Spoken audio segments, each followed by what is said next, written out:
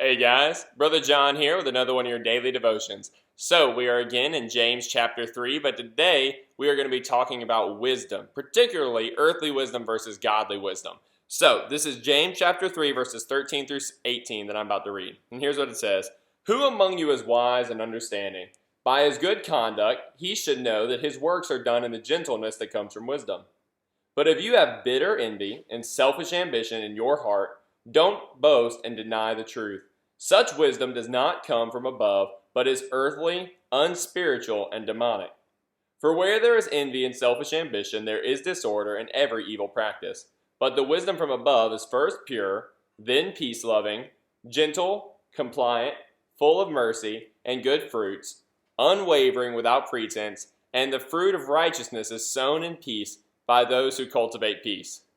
Now that might sound a little strange at first, but the whole point of this little section of scripture is he's contrasting two different things. He's contrasting basically earthly wisdom. Earthly wisdom is the kind of thing that people on earth around us who aren't following God consider wise. Things that the world tells us, such as when it says selfish ambition or bitter envy. When the world tells you, you got to make as much money as you can. If you see somebody with money, you need to be able to make more money than that. And if you really want to be successful, you got to have power, right? That's selfish ambition, saying, you know what I want to do? I'm going to be the next president of the United States. Not because your goal is to change the world, but because you want to be the guy or the girl, right? You want to be the one everyone looks up to.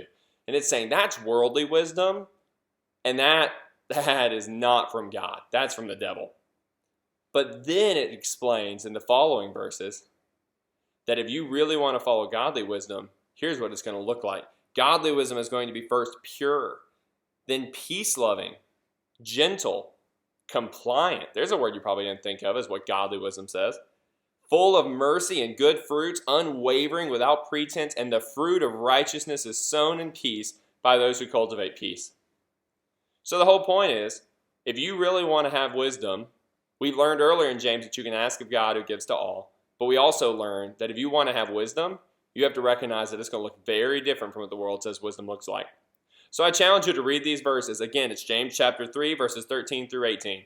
I challenge you to read them, look over what it's saying. Take a look at the rest of the Bible and look at your own life and see if you're following godly wisdom or you're following worldly wisdom.